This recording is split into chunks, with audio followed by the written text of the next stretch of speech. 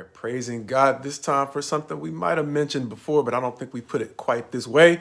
For the fact that our present is not limited by whatever it is we see. And this is not a cliche encouragement, because that does not mean that our future is necessarily better than what we see right now. But to the degree we are in a situation where we would just, like something else, we're not limited. And whether it's better or worse has a lot to do with some of the things that God is going to counsel his people, Israel, or more specifically Judah, about in Zechariah chapter 2, as he gives Zechariah a vision of a man with a measuring line. And so with that, let's call the chapter Measuring, as it's probably a good point for me to pause and give a rough structure of the book of Zechariah, understanding that in the first chapter, we saw a couple of things that we said are not necessarily easy to organize in simple themes, but the organization is there. And after looking at it a bit more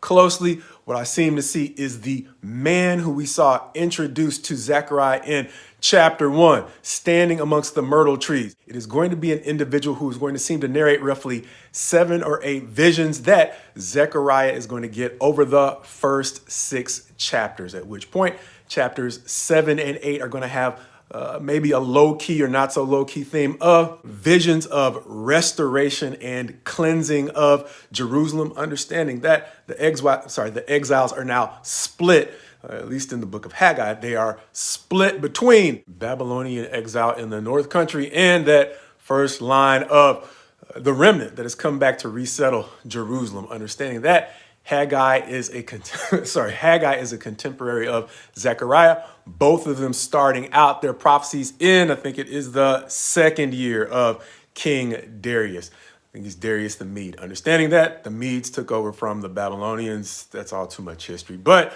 if you know, you know. Either way, we are now in Zechariah's 2nd chapter, understanding that those visions of restoration are going to help them understand that even though they are a scattered nation now, their future is not going to be stuck in Babylon. Understanding that, he's going to talk about the character of the people in chapters 7 and 8 of that newly restored Jerusalem, understanding that even though they are scattered amongst the nations are then going to be flipped and attracted to what Jerusalem will eventually become as God restores them. Understanding that beyond their now, as we were also introduced to Zerubbabel, the one who is leading, or the governor who is leading their rebuilding, and the high priest Joshua, who is the high priest over the remnant that has resettled.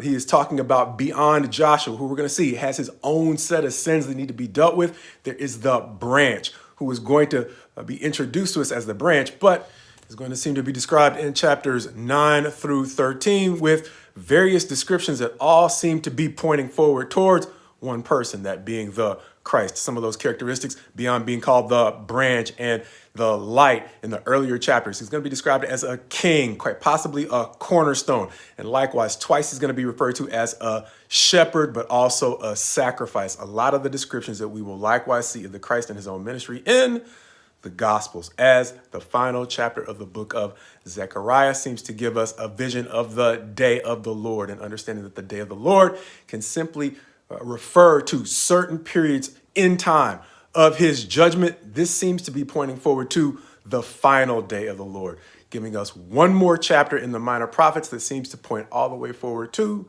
the revelation. In addition, this time to the life of the Christ, the Gospels, which we are moving quickly toward, as we have, I think, just one more book left in the Old Covenant.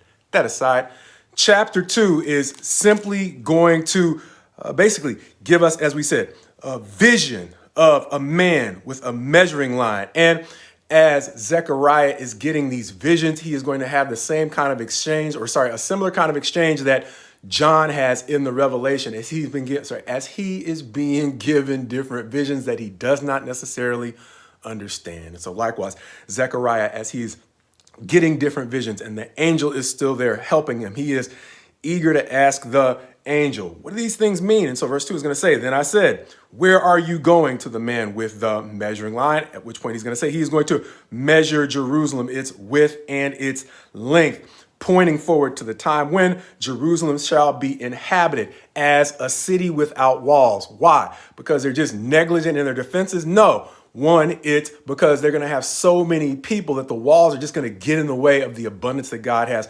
provided for them. Two, it's because God is going to be like a wall of fire around them. Verse 5 saying, and I will be to her a wall of fire all around, declares the Lord, and I will be the glory in her midst. Understanding that much like we saw Ezekiel picturing God mounted up on the cherubim about to go, one of the themes in Zechariah is he's coming back to be with his people, no longer finding them in a condition he found intolerable. He is now coming to dwell amongst them and once again protect them.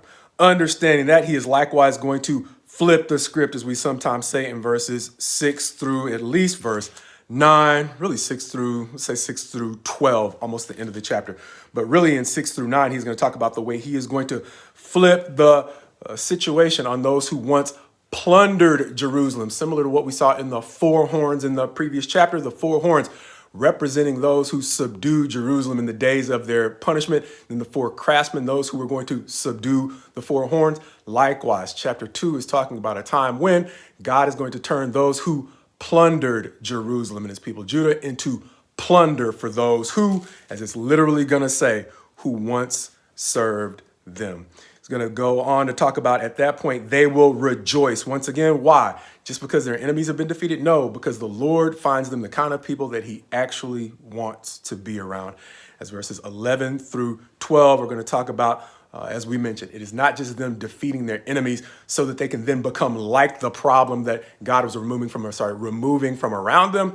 They are now going to have the kind of character that not only God is going to want to be around, but the nations that they were quite possibly once scattered towards are going to once again be attracted to them to the point where they now want to be around the people of God, his people Israel, much like we saw back in the days of Solomon, where people came from far and wide, most notably among them the Queen of Sheba, to simply get to hear the wisdom of Solomon. The prophet Zechariah is pointing forward to a time when people will not only come to hear men like Solomon say cool things, they will be able to enjoy that in a lasting peace, understanding that Solomon was still vulnerable to the enemy's tricks. Thus, they need the kind of restoration that God is promising now. But in pointing forward to the branch, he's pointing forward to a time when the people will not simply come to be counseled and have their problem solved. They will do it in an environment characterized by permanent stability, peace, and just flat out freedom from drama.